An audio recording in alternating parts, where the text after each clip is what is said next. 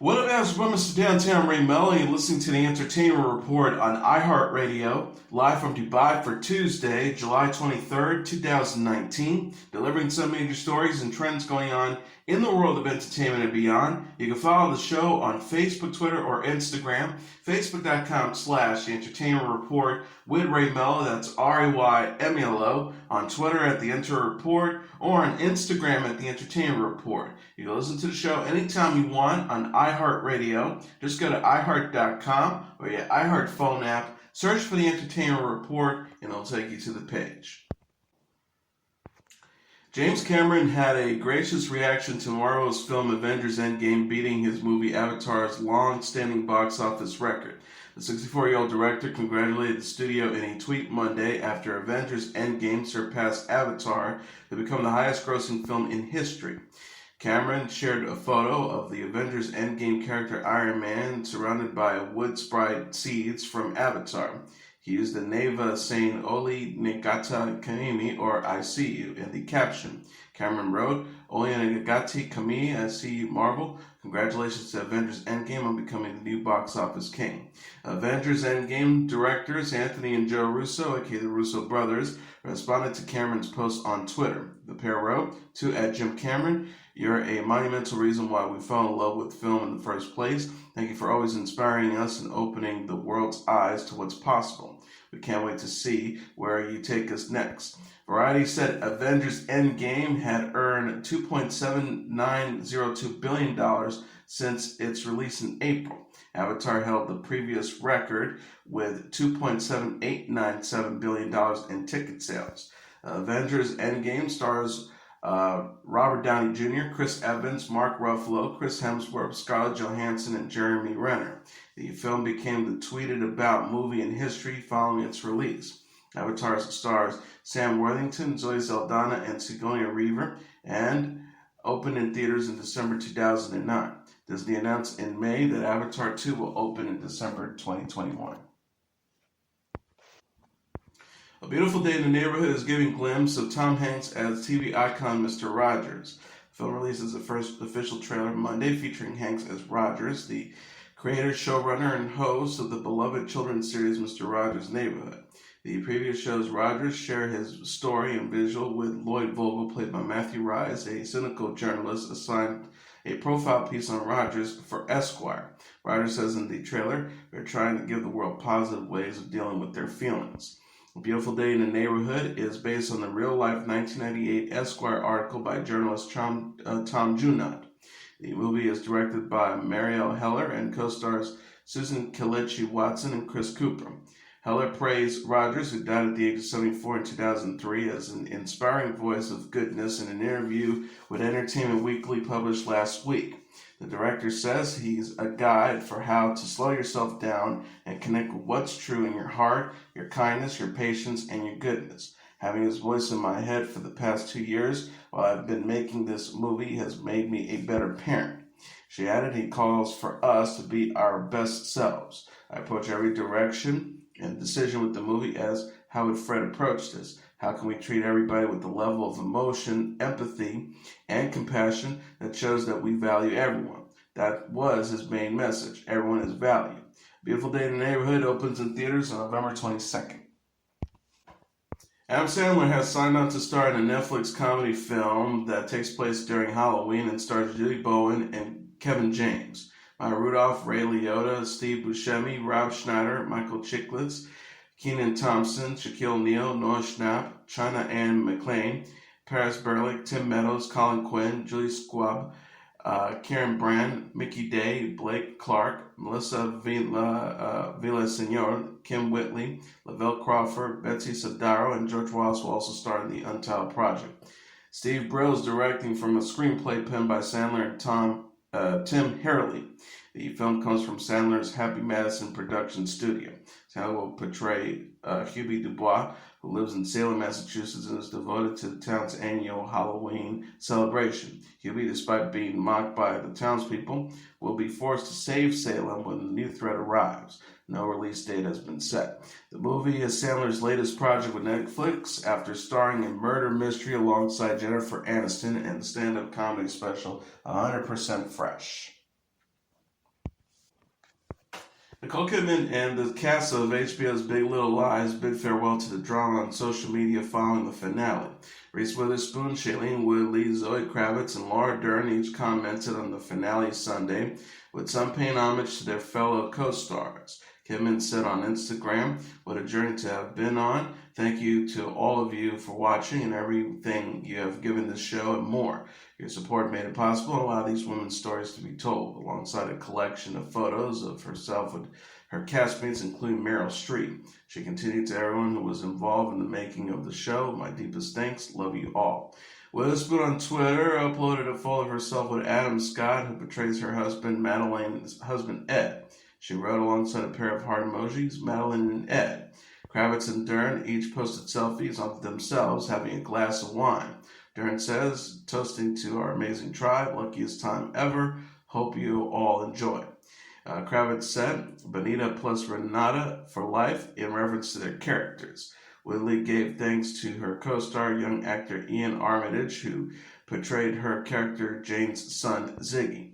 Woodley says, "Thank you for letting me be your TV mama. You guided me with your huge heart, your spontaneity, magic tricks, enthusiasm, depth, and curiosity for 2 years now, and I am so grateful," alongside photos of herself and Armitage at the beach.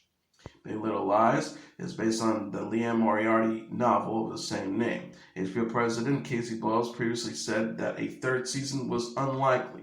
He says, "The reality is they are some of the busiest actresses working in Hollywood. I just think that it's not realistic." Kidman shared a similar sentiment about the third season in an interview with Variety. She says, "I think it would be hard to get the whole group together, but we would love to do it."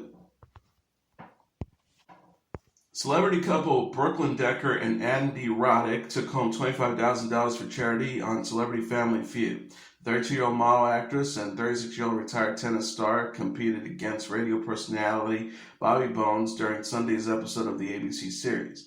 Decker and Roddick were joined by Decker's parents, Stephen and Tessa Decker, and brother Jordan Decker, while Bones was teamed with his Bobby Bones show co-hosts Amy Brown and Lunchbox, and country singers Lauren Alenia and John Party. Decker's Roddick's team beat Bones to compete in the Fast Money round. Deckard scored a big 167 points, while Roddick earned another 59 to win $25,000 to the Andy Roddick Foundation. Deckard tweeted on Twitter following the episode. She wrote, "We did it. Happiest to all of at the AR Foundation." Roddick launched the Andy Roddick Foundation in 2000. The organization works to give children in low-income communities higher quality learning and enrichment opportunities after school and during the summer. Decker and Roddick married in April 2009 and are parents to 2 children, 3-year-old son Hank and 18-month-old daughter Stevie. Helen Mirren portrays Catherine the Great in the first trailer for HBO's upcoming limited series based on the historical figure. Mirren, in a clip released on Sunday, rules the Russian Empire in the 18th century and speaks of holding absolute power. Mirren says, "When I was young, I dreamt of freedom. I dreamt of breaking chains. But as you get older, your choices narrow, so instead I gave us an empire. But I knew exactly what I was doing."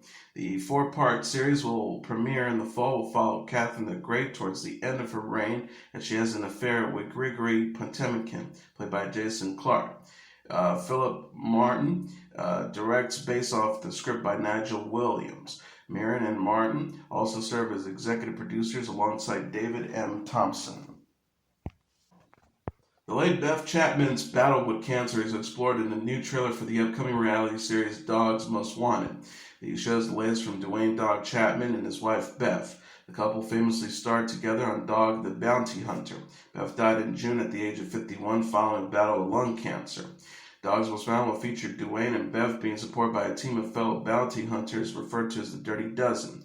The group will go on a cross-country manhunt to track down Dwayne's most wanted fugitives. Beth says in the trailer, "If I'm going to die, I'm going to die in my boots," as the bounty hunters suit up. The clip also features footage of Beth in the hospital. Dwayne says, "I love her and I'll do anything for her." Dogs Most Wanted will premiere on WGN America on September 4th. Veronica Mars creator Rob Thomas says that another season of the mystery series can happen if enough people watch the latest one. Veronica Mars, which stars Kristen Bell in a title role, returned with the fourth season on Friday on Hulu. The new season was released a week earlier than the previous announced. Thomas said in an interview with Rolling Stone about what it would take for more new episodes. How many people watch it? That and that alone. He says, Hulu has been checking Kristen and my availability. We had a great relationship with Hulu this year. We dug working with them. If people watch it, then I think we're going to be able to make more. Kristen has often said that she will make it until it's Murder, She Wrote. Season 4 has left the door open for more episodes to come following a shocking conclusion. Thomas said about devastating the audience with Season 4 and wanting to do more episodes. The only way I feel good is if we get to do more. If we don't, then I fucked it up. Veronica Mars, which follows Bell as a private investigator, aired for 2 seasons on UPN in 2004 before a third and final season aired on the CW. Thomas directed a 2014 featured film that was funded through Kickstarter. Jason Doring, Piercy Dags III, Francis Capra, Enrico Colantoni, Ryan Henson, and David Sarek returned for Season 4, among others. Prince George smiles and laughs in brand new photos released on his 6th birthday. Kensington Palace shared the pictures of the young British royal Monday on Twitter. George is the eldest child of Prince William and Kate Middleton, the Duke and Duchess of Cambridge. The palace says Middleton took the portraits in honor of George's birthday. One of the photos shows George wearing a green polo, while 2 others show the prince in a soccer jersey. The palace wrote, the Duke and Duchess of Cambridge are very pleased to share brand new photographs of Prince George to mark His Royal Highness's 6th birthday. These 2 photos were taken recently in the gardens of Kensington Palace by the Duchess of Cambridge. Thank you to everyone for your lovely messages on Prince George's birthday. Kensington Palace also posted the portraits of George on Instagram, where his William's brother Prince Harry and his wife Meghan Markle commented. The couple wrote, "Happy birthday, wishing you a very special day and lots of love." Milton and William are also parents to 4-year-old Princess Charlotte and 15-month-old Prince Louis. CNN says George attends Thomas Battersea School in London, where Charlotte will begin school in September. Jonathan Groff, Tammy Blanchard, and Christian Borle have signed on to star in an off-Broadway revival of the musical Little Shop of Horrors. Little Shop of Horrors will be featured in New York's West Side Theater, where preview performances starting on September 17th, with the official opening taking place on October 17th. Groff will portray Seymour, with Blanchard as Audrey and Borle as Orrin. Michael Mayer is directing the production. Alan Menken wrote the score for the musical adaptation of the 1960s horror film, and the late Howard Ashman penned the book and lyrics. The show premiered off-Broadway in 1982 with the movie musical released in 1986. The Little Shop of Horrors then premiered on Broadway in 2003. Groff will next be seen in Season 2 of Netflix's Mindhunter, which arrives on August 16th. Chelsea Clinton is a mom of 3. The 39-year-old author, global health advocate, and former first daughter took to Twitter Monday after welcoming a baby boy Jasper with husband Mike Medvinsky. Clinton and Medvinsky are also parents to a 4-year-old daughter and 3-year-old son Aiden. Clinton said she is looking forward to baby Jasper meeting his older siblings. She wrote, "This morning we welcomed our son Jasper Clinton Medvinsky. We're overflowing with love and gratitude and can't wait to introduce him to his big sister and brother." Clinton is the daughter of former President Bill Clinton and former First Lady and 2016 presidential candidate Hillary Clinton. Hillary retweeted Clinton's post Monday morning. She wrote, "Sharing some happy news this morning. Bill and I are so thrilled." Clinton had announced her pregnancy on Twitter in January. She wrote, "Mark and I have loved watching Charlotte be such a wonderful big sister, and we're excited to watch Aiden become a big brother. We cannot wait to meet our newest addition later this summer." Clinton is a board member at the Clinton Foundation and the Clinton Global Initiative. She has written 5 children's books, including Don't Let Them Disappear, 12 Endangered Species Across the Globe, which was published in April. Grammy winner singer Kid Cudi is working with Netflix on an anime music series. The 35-year-old recording artist has partnered with Netflix and producer Kenya Barris on Intergalactic, a new show based on his upcoming album of the same name. Netflix said in a tweet Monday that Kid Cudi will star as a young man searching for love in the Initiative series. The post reads, Kid Cudi has partnered with Kenya Barris on an initiative adult animated music series based on his upcoming album, #Intergalactic. And Kid Cudi will EP, star in, and co-write the series that follows a young man on his journey to discover love. Deadline says Kid Cudi will co-write and co-executive produce the show with How to Make It in America creator Ian Edelman. Barris, the creator of Blackish, will also serve as an executive producer. Intergalactic will feature music from Kid Cudi's album of the same name. Kid Cudi has yet to announce a release date for the album. Kid Cudi starred as Domingo Dean on How to Make It in America, which had a 2-season run on HBO. He has also appeared on Brooklyn Nine-Nine, Scorpion, and Comedy Bang Bang. Camila Cabello wrote on Instagram about her anxiety and how she learned to have more self-confidence. The singer said on Sunday, alongside a photo of herself laying on her couch next to her dogs, "I never ever sang in front of my parents or friends and would get flustered when they would ask me to." Cabello said people looking at her caused her to be overwhelmed. She said, "I feel like my whole life there's been two Camillas in me. There's little Camilla that is terrified of the unknown, is aware of all the ways everything can be wrong. Then there's the other Camilla, and she knows what she wants out of life, is aware of how little I have to let little Camilla run the show." Cabello, in the second post, continued her thoughts on struggling with self-doubt and how it can be dealt. She says, "The truth is you decide who you're going to be every day. The other, you need to grab little you by the hand and yank by the hairs and tell you, let's go. Little me hasn't left. I just don't let her boss me around as much." Cabello concluded, "You choose who you're going to be. Force yourself to do what you're afraid of always and go after what you want and who you want to be because you're worth that. You're worth the fight. It's the most worthwhile one thing there is."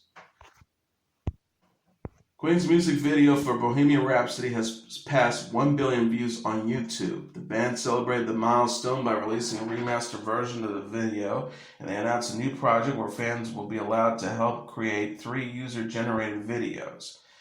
Queen's members Roger Taylor and Brian May said in a joint statement, "We're honored that Bohemian Rhapsody has just hit 1 billion views on YouTube. They continue, we want to thank you all and celebrate with our amazing fans around the world by creating 3 new music videos to our songs, all feature you. Whether you're a musician, singer, dancer, visual artist, or you just want to have some fun, go to www.youarethechampions.com to find out more, and we'll see you on the road somewhere." Queen is asking dancers to submit interpretations of Don't Stop Me Now, visual arts to work on A King of Magic, and singers and musicians to reinterpret Bohemian Rhapsody. Bohemian Rhapsody is the first music video reached before the 1990s to reach 1 billion views.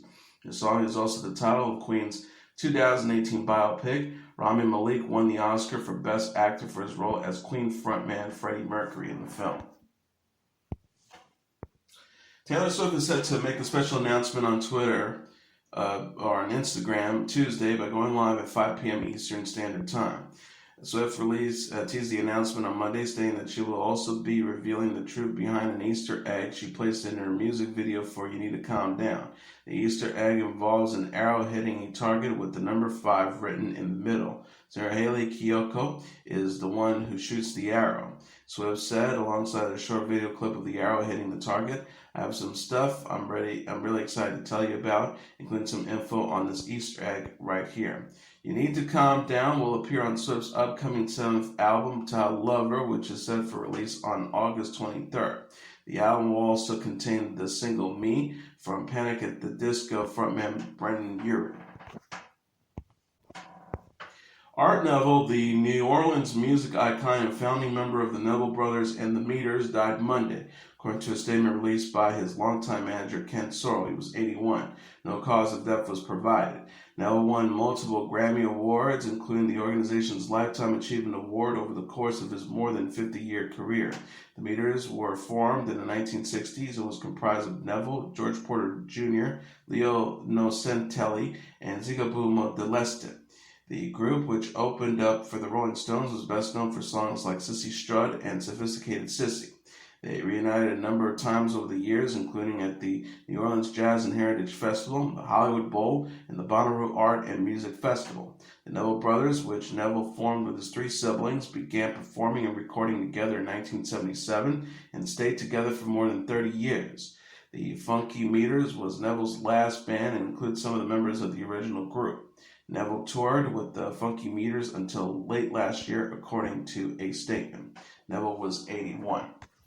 And that is your entertainment report for Tuesday, July 23rd, 2019. I'm your host, Mr. Downtown Ray Melo. I'll be back tomorrow to deliver some major stories and trends going on in the world of entertainment and beyond. You can follow the show on Facebook, Twitter, or Instagram. Facebook.com/The Entertainment Report with Ray Melo. That's RAYMELO. On Twitter at The Enter Report, or on Instagram at The Entertainment Report. You can listen to this episode or any previous episodes of The Entertainment Report anytime you want on iHeartRadio. Just go to iHeart.com or your iHeart phone app, search for The Entertainment Report, and it'll take you to the page. Good night, and God bless you all.